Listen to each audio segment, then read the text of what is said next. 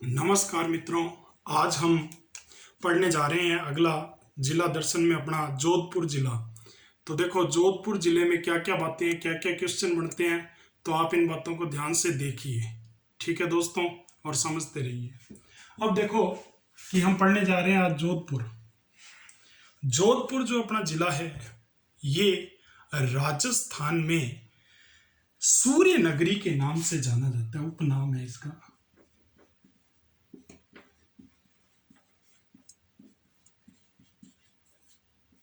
सूर्य नगरी, ठीक है मित्रों। अब देखो कि और इसके दोस्तों क्या क्या उपनाम है सूर्य नगरी। इसे मरुस्थल का प्रवेश द्वार भी कहते हैं, मरुस्थल का प्रवेश द्वार। फिर देखो इसके बाद इसका अगला उपनाम, इसे ऐतिहासिक रूप से मारवाड़ भी कहते हैं, ठीक है। इसके अलावा मरु कांतार प्रदेश के नाम से भी इसे जाना जाता है, ठीक है, या मरु प्रदेश भी कह देते हैं, और नीला नगर या नीली नगरी भी कहते हैं। ये पिछली बार पुलिस परीक्षा में ये प्रश्न आया था, नीला नगर या नीला नगरी, ठीक है मित्रों। ब्लू सिटी भी बोल देते हैं अंग्रेजी में, ब्लू सिटी, ठीक है मित्रों। अब देखो कि इसके अलावा जोधपुर को पोलो का घर, ये भी इसका उपनाम है। घोड़े पर बैठ के एक गेम खेला जाता है पोलो, इसलिए इसको पोलो का घर भी कहते हैं, ठीक है। इसके अलावा बहुत ही इंपॉर्टेंट एक और नाम है, राजस्थान की सांस्कृतिक राजधानी। अब देखो आपने सुना है राजस्थान की जो राजधानी है वो जयपुर है, हम सब जानते हैं, लेकिन यहां पर राजस्थान की सांस्कृतिक राजधानी अगर पूछ लिया जाए तो उत्तर होगा जोधपुर। राजस्थान की सांस्कृतिक राजधानी क्या है? जोधपुर, ठीक है दोस्तों। तो देखो जोधपुर, पोलो का घर, राजस्थान की सांस्कृतिक राजधानी, सूर्य नगरी, मरुस्थल का प्रवेश द्वार, मारवाड़, मरु कांतार प्रदेश, नीला नगरी, इन सभी नामों से इसे जाना जाता है, और प्रतापी और वीर योद्धाओं की भूमि भी इसे कहा जाता है, ठीक है। तो इस तरह से ये इसके उपनाम है। अब इसकी बात करते हैं कि जोधपुर को किसने बसाया और क्या क्या बातें हैं।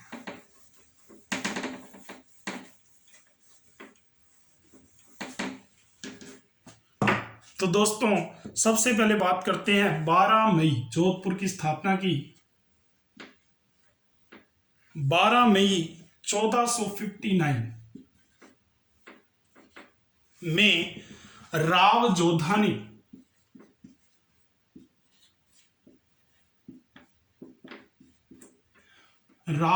ने जोधपुर नगर बसाया, और इसे उस समय सबसे पहले जो नाम से पुकारा गया वो था राव जोधा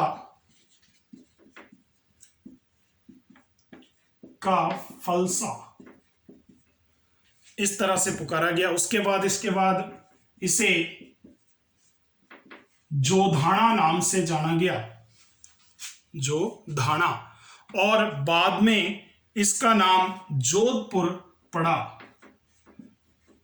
जोधपुर नाम वैसे 10 मई 1933 में जोधपुर नाम प्रचलन में आ गया था। तो सबसे पहले अगर प्राचीन नाम की बात की जाए तो राव जोधा का फलसा और जोधाना नाम से जाना गया, और जोधपुर जो नाम है ये नाम पड़ा 10 मई 1933 को, इसे जोधपुर नाम से पुकारा जाने लगा। और राव जोधा ने जोधपुर नगर की स्थापना कब की? 12 मई 1459 को, ठीक है मित्रों। तो ये बातें आपको सारी समझ में आ गई होंगी। तो ये हमने जोधपुर के बारे में प्रारंभिक जानकारी दी। अब हम जोधपुर के अंदर मुख्य मुख्य बातें और क्या क्या चीजें हैं वो सारी देखेंगे। तो सबसे पहले देखो जोधपुर के अंदर बांध व झीलें कौन कौन सी हैं? जोधपुर नगर में बांध और झीलें कौन कौन सी प्रसिद्ध हैं? तो देखो सबसे पहले नंबर 1 है कायलाना झील।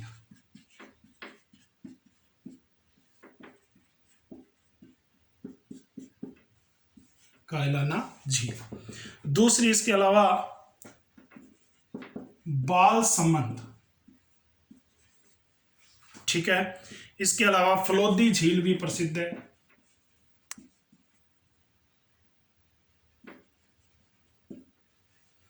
ठीक है। उमेद सागर, ठीक है मित्रों। इसके अलावा तख्त सागर,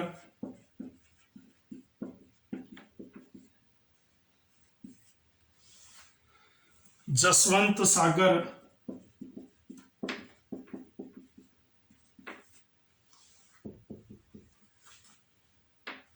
सरदार समंद।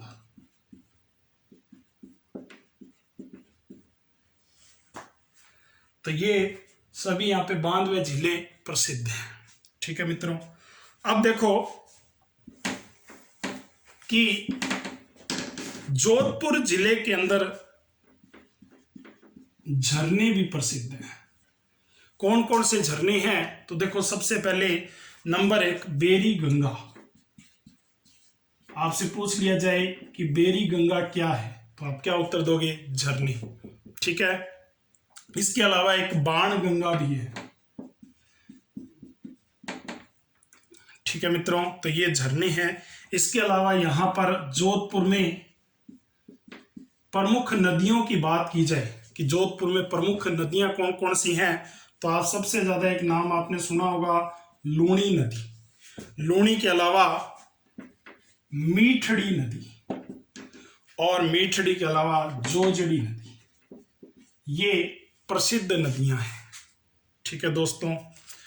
तो ये तो हमने इसके बारे में बात की, प्रमुख झीलें और नदियां हो गई हैं। अब देखो कि यहां पर एक प्रश्न आता है कि फोग क्या है। तो आप में से कई सोच रहे होंगे, एक ऐड भी आती है कि फोग क्या है, तो वो अलग है। लेकिन ये जो फोग क्या है, तो ये राजस्थान में मिलने वाली झाड़ी है, एक झाड़ियां बोल सकते हो आप, जो छितरी हुई होती हैं। छितरी हुई का मतलब जो दूर दूर होती हैं। तो इन झाड़ियों को क्या कहते हैं? फोग कहा जाता है। तो पूछ सकते हैं कि राजस्थान में फोग नाम की झाड़ी कहाँ पाई जाती है, ये झाड़ियां कहाँ पाई जाती हैं? तो आप उत्तर दोगे कि जोधपुर में पाई जाती हैं। अब देखो यहां पर प्रमुख मेले कौन कौन से लगते हैं? प्रमुख मेले, जोधपुर में प्रमुख मेले कौन कौन से लगते हैं? तो देखो सबसे पहले नंबर 1 वीरपुरी का मेला। वीरपुरी का मेला, ये जो मेला है ये मंडोर में लगता है, मंडोर जोधपुर में। और ये मेला श्रावण मास के अंतिम सोमवार को,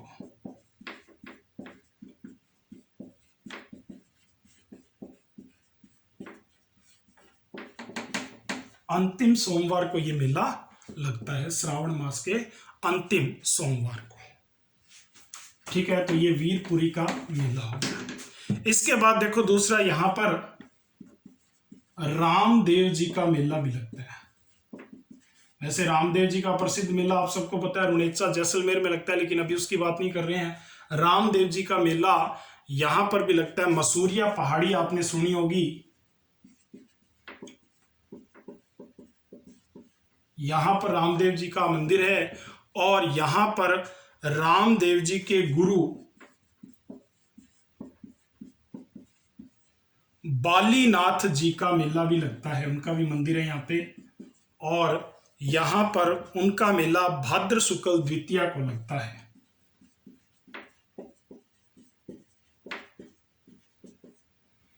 द्वितीया को लगता है। ठीक है दोस्तों। इसके अलावा यहां पर चामुंडा माता का मेला भी लगता है। ये मेला आश्विन शुक्ल नवमी को लगता है।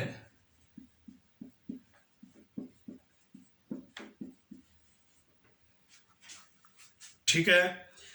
अब देखो यहां पर एक मेला और लगता है, नाग पंचमी का मेला।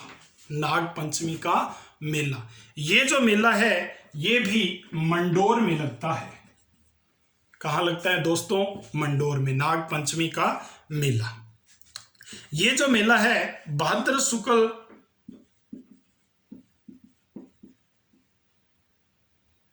पंचमी को ही लगता है। ठीक है दोस्तों, इसके अलावा यहां पर एक बहुत ही प्रसिद्ध मेला लगता है जिसका नाम है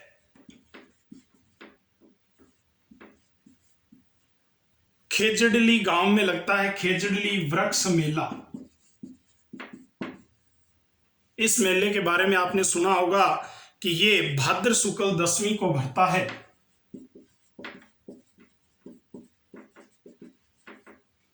ऐतिहासिक मेला है, विश्व का एकमात्र वृक्ष मेला। विश्व का एकमात्र वृक्ष मेला यहीं पर लगता है। अब देखो कि इसके बारे में हम बात करने जा रहे हैं, ध्यान से सुनना। खेजड़ली गांव जो है, ये खेजड़ली वृक्ष मेला खेजड़ली गांव में लगता है। और खेजड़ली गांव की ऐतिहासिक बात मैं आपसे करने जा रहा हूं कि सन 1730 ईस्वी की बात है। कब के इतिहास की बात है? सन 1730 ईस्वी के बात है। उस समय अमृता देवी के नेतृत्व में, अमृता देवी बिश्नोई के नेतृत्व में 363 स्त्री पुरुषों ने वृक्षों को बचाने के लिए अपना बलिदान दिया था। और उस समय जोधपुर के महाराजा जो थे वो अभय सिंह थे, जिन्होंने वृक्षों को काटने का आदेश दिया था। और अमृता देवी बिश्नोई और 363 स्त्री पुरुषों ने इसमें अपना बलिदान दिया और वृक्षों को कटने से बचाया। इसीलिए आज उनकी याद में, उस बलिदान दिवस की याद में खेजड़ली वृक्ष मेला लगता है। ठीक है मित्रों, तो ये प्रश्न कई बार पूछा जाता है, खेजड़ली वृक्ष मेला कब लगता है? भाद्र शुक्ल दशमी को। और खेजड़ली वृक्ष मेला किस जिले में लगता है? तो जोधपुर में लगता है। ठीक है, खेजड़ली गांव में। ठीक है दोस्तों, तो ये कहानी आपको समझ में आ गई होगी। अब देखो इसके बाद यहां पर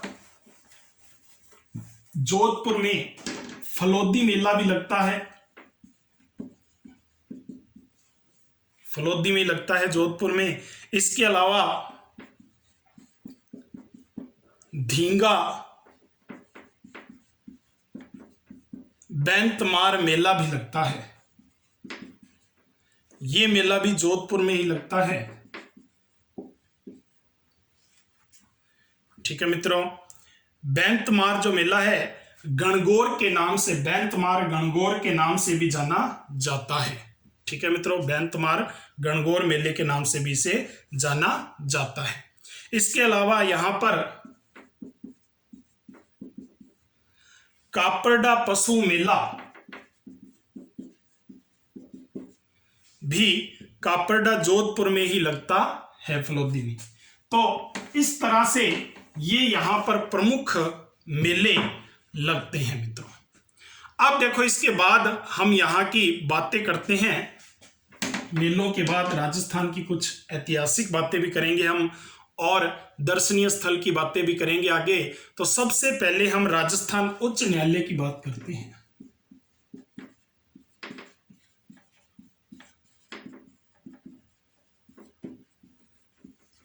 राजस्थान उच्च न्यायालय, सभी जानते हैं कि राजस्थान उच्च न्यायालय जो है वो जोधपुर में स्थित है। लेकिन एक प्रश्न बनता है कि राजस्थान उच्च न्यायालय की खंडपीठ कहां स्थित है?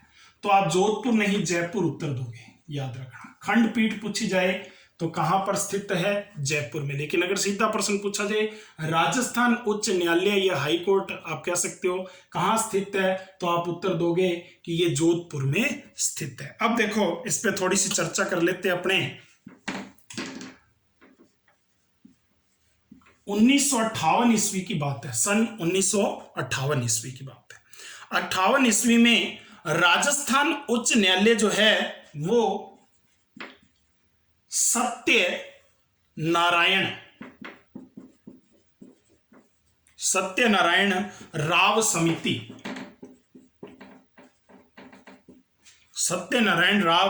समिति की सिफारिश पर, इस समिति की सिफारिश पर राजस्थान उच्च न्यायालय को जयपुर से जोधपुर स्थानांतरित किया गया। ये ध्यान रखना बहुत ही इंपॉर्टेंट प्रश्न है। सन 1958 ईस्वी में सत्यनारायण राव समिति की सिफारिश पर जयपुर से जोधपुर स्थानांतरित किया गया राजस्थान उच्च न्यायालय। ठीक है मित्रों, तो इस प्रश्न का विशेष ध्यान रखना, कई परीक्षाओं में ये प्रश्न पूछा जाता है। ओके, अब देखो इसके अलावा जोधपुर के अंदर घंटा घर भी प्रसिद्ध है। घंटाघर, तो घंटाघर के क्या क्या प्रश्न है? ये मेहरानगढ़ के दुर्ग के तलहटी में बना हुआ है, या आप इसको तलहटी का मतलब आप नीचे की ओर होता है बना हुआ है। तो देखो सबसे पहले इसका प्रश्न बनता है कि इसका निर्माण किसने किया? तो इस घंटाघर का निर्माण महाराजा सरदार सिंह जी इनके काल में हुआ। ठीक है, 1910 ईस्वी में करवाया गया था। महाराजा सरदार सिंह के समय में ये निर्मित हुआ था, इसीलिए इसका नाम सरदार क्लॉक टावर, सरदार क्लॉक टावर भी इसका नाम रखा गया है या इसे पुकारा जाता है। अब देखो इस घंटाघर की क्या खासियत है? इसकी जो घड़ी का वजन है वो लगभग 3 क्विंटल वजन बताया जाता है। इस घड़ी का, जो इसमें घंटाघर में घड़ी लगी हुई है, ये 3 क्विंटल की है। अब देखो कि ये लंदन में निर्मित है। कहां निर्मित है? लंदन में। इंग्लैंड में भी लिखा हुआ आ जाता है, या लंदन में निर्मित है। ठीक है, इस घड़ी को सन 1921 में लगाया गया था। निर्माण तो कब हुआ गया था? 1910 में। लेकिन अगर ये पूछ लिया जाए कि इसको लगाया कब गया, तो 1921 में इसको लगाया गया था। ये आप ध्यान रखना थोड़ा सा। ठीक है मित्रों, अब देखो कि यह घंटाघर की एक खासियत है, ये जोधपुर शहर में चारों दिशाओं से स्पष्ट दिखाई देता है। चारों दिशाओं से स्पष्ट दिखाई देता है, ये इस घंटाघर की खासियत है। पर्यटन इसको देखने के लिए आते हैं, काफी प्रसिद्ध है ये। ठीक है मित्रों, अब देखो इसके अलावा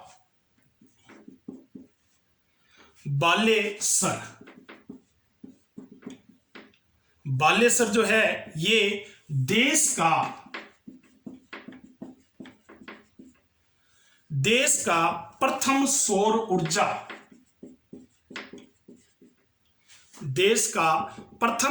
ऊर्जा फ्रिज स्थित है। बालेसर में देश का प्रथम सौर ऊर्जा फ्रिज स्थित है। ये भी प्रश्न बन सकता है कि देश का, राजस्थान का नहीं, देश का प्रथम सौर ऊर्जा फ्रिज कहां स्थित है? बालेसर, जोधपुर में। इसके अलावा आपने एक और सुना होगा, प्रश्न बहुत बार आता है, सफेद सीमेंट का कारखाना स्थापित है, तो कहां पर है? उसका नाम क्या? तो देखो ये स्थापित है खारिया खंगार में, या इसका नाम भी यही बोल देते हैं, खारिया खंगार। तो सफेद सीमेंट का कारखाना। ठीक है मित्रों, अब देखो इसके अलावा एक और प्रश्न बनता है, राजस्थान की प्रथम मिट्टी परीक्षण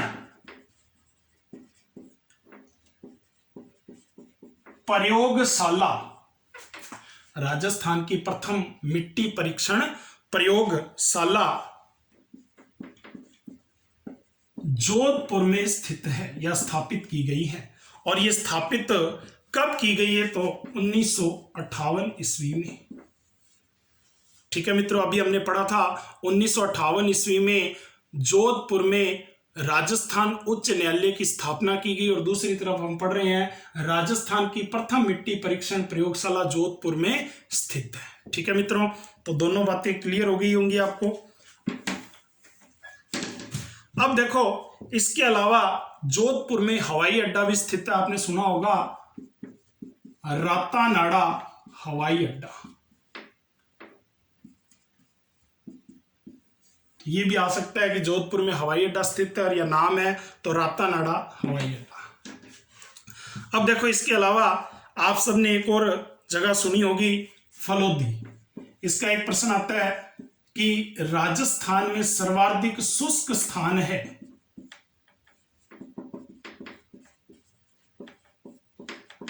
शुष्क स्थान है, ये प्रश्न कई बार आता है, पुराना हो चुका है लेकिन आता है, तो आप उत्तर क्या दोगे? फलोदी शुष्क स्थान है। ठीक है मित्रों, अब देखो कि फलोदी में आपने एक और नाम सुना होगा खिंचन गांव। ठीक है, तो खिंचन जो गांव है, इस तरह से भी लिखा हुआ आता है खिंचन गांव, फलोदी में स्थित है खिंचन गांव। यहां पर कुर्जा पक्षी आता है, विरह का पक्षी बोला जाता है इसे, कुर्जा पक्षी। ठीक है मित्रों, कुर्जा पक्षी विरह का पक्षी बोला जाता है साहित्य में। और ये यहां पर झुंड के झुंड आते हैं। और इसको जो असली नाम है वो, इसका नाम वैज्ञानिक नाम डेमोजल क्रेन है, लेकिन इसे कुर्जा पक्षी के नाम से ही जाना जाता है। ठीक है मित्रों, तो आज हमने जोधपुर के प्रथम भाग को देखा है। अभी जोधपुर काफी विस्तृत अध्ययन करेंगे हम, तो अगली कड़ी में हम दूसरे भाग को फिर देखेंगे। ठीक है मित्रों, तो आप इसे लाइक और शेयर कर दें अगर आपको ये पसंद आए, और सब्सक्राइब करते रहें ताकि आपको नोटिफिकेशन मिलता रहे। ठीक है मित्रों, तो ये अभी प्रथम भाग है, अभी हम आगे और जोधपुर की बातें करेंगे। ठीक है दोस्तों, धन्यवाद।